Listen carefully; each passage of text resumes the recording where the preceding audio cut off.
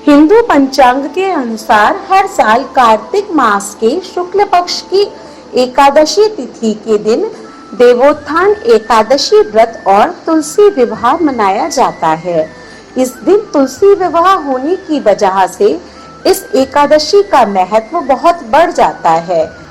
माता तुलसी का विवाह भगवान विष्णु यानी शालिग्राम जी से किया जाता है। ऐसी मान्यता है कि तुलसी विवाह से पुण्य की प्राप्ति होती है। कहते हैं कि जिन लोगों की बेटियां नहीं होती और वह कन्यादान के समान पुण्य कमाना चाहते हैं तो उन्हें देवी तुलसी का विवाह शालिग्राम जी से कराकर कन्यादान का पुण्य प्राप्त कर लेना चाहिए।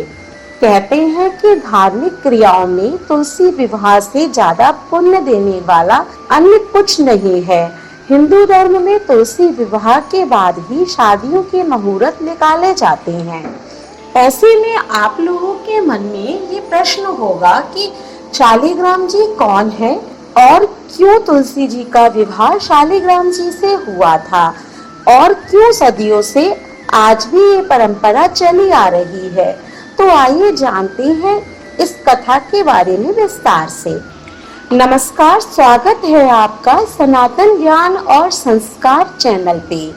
पद्म पुराण के पौराणिक कथा अनुसार राजा जालंधर की पत्नी वृंदा के शाप से भगवान विष्णु शिला के बन गए थे, जिस कारणवश प्रभु को शालिग्राम भी कहा जाता है और भक्तगण इस रूप में भी उनकी पूजा करते हैं। इसी शाप से मुक्ति पाने के लिए भगवान विष्णु को अपने शालिग्राम स्वरूप में तुलसी से विवाह करना पड़ा था और उसी समय से कार्तिक मास के शुक्ल पक्ष की एकादशी को तुलसी विवाह का उत्सव मनाया जाता है। दरअसल तुलसी को विष्णु प्रिया भी कहते हैं। देवता जब जागते हैं तो सबसे पहली प्रार्थना हरि वल्लभा तुलसी की ही सुनते हैं। इसीलिए तुलसी विवाह को देव जागरण के पवित्र मुहूर्त के स्वागत का आयोजन माना जाता है। तुलसी विवाह का सीधा अर्थ है तुलसी के माध्यम से भगवान का आवाहन। कथा के अनुसार तुलसी माता का नाम वृंदा था। उनका जन्म राक्षस कुल में हुआ था। राक्षस कुल में जन्म लेने के बाद भी वृंदा भगवान विष्णु की परम भक्त थी। बड़े होने के बाद वृंदा की शादी जालंधर नामक असुर से हो गई थी। वृंदा भगवान विष्णु की भक्त होने के साथ साथ एक पतिव्रता स्त्री भी थी। वृंदा की भक्ति के कारण जालंधर हर लड़ाई में हमेशा विजय प्राप्त करता था। इस कारण उसे अपनी शक्ति पे बहुत घमंड हो गया था। अधिक घमंड होने के कारण एक बार उसने स्वर्ग पर भी आक्रमण कर सभी देव कन्याओं को अपने अधिकार में कर लिया था। जालंधर के ऐसा करने से सभी देवता बेहद क्रोधित हो गए और वह तुरंत भगवान विष्णु के शरण में जाकर जालंधर को खत्म करने की प्रार्थना करने लगे। भगवान विष्णु जानते थे कि उसकी पत्नी वृंदा उनकी परम भक्त है। यदि वृंदा की भक्ति भंग नहीं की जाएगी तो उसे मारना असंभव है। यह सोचकर भगवान विष्णु ने अपनी माया से जालंधर का रूप धारण कर वृंदा के पतिव्रता होने को नष्ट कर दिया। इसी कारण से जालंधर की सारी शक्तियां क्षण भर में नष्ट हो गईं और वह युद्ध में मारा गया। लेकिन जब वृंदा को भगवान श्री हरि के छल का पता चला तो वृंदा ने भगवान विष्णु से कहा कि आपने मेरे साथ इतना बड़ा धोखा क्यों किया। ये सुनकर भगवान श्री हरि चुप रह गए। तब वृंदा ने भगवान विष्णु को शाप दे दिया कि आप हमेशा पत्थर के स्वरूप बनकर रह जाएंगे। तभी भगवान विष्णु का पूरा शरीर पत्थर के समान होने लगा और सृष्टि का संतुलन बिगड़ने लगा। यह देखकर देवताओं ने वृंदा माता से प्रार्थना की कि वे अपना श्राप वापस ले लें। भगवान विष्णु को लज्जित देखकर वृंदा माता ने अपना श्राप वापस कर लिया और अपने पति जालंधर के साथ सती हो गई। वृंदा माता की राख से एक पौधा निकला जिसे भगवान विष्णु ने तुलसी का नाम दिया और उसे वरदान दिया कि तुलसी के बिना मैं किसी भी प्रसाद को ग्रहण नहीं करूंगा।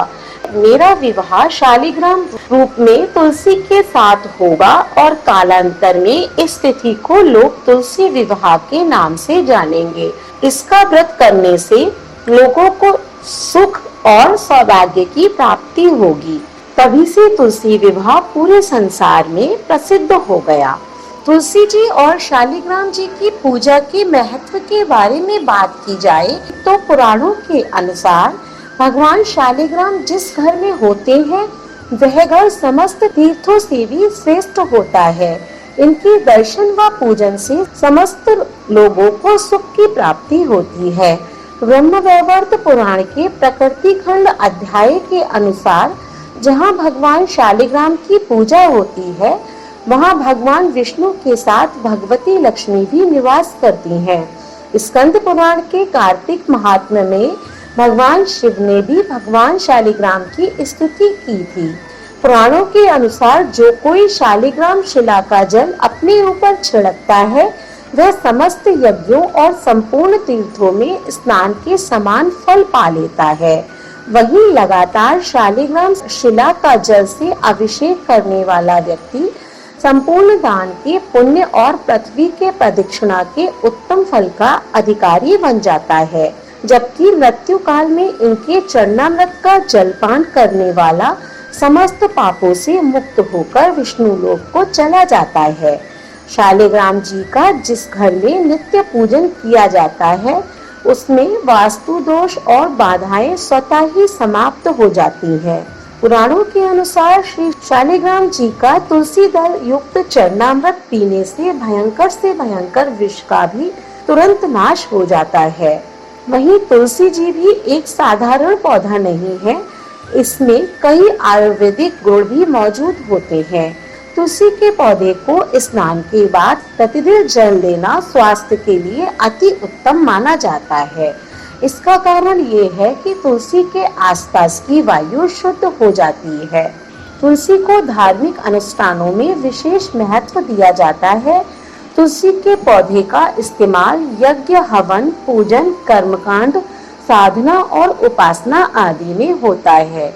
इसके अलावा तुलसी का इस्तेमाल पवित्र भोग प्रसाद आदि में भी किया जाता है। भगवान के चरणामृत में भी तुलसी का उपयोग किया जाता है।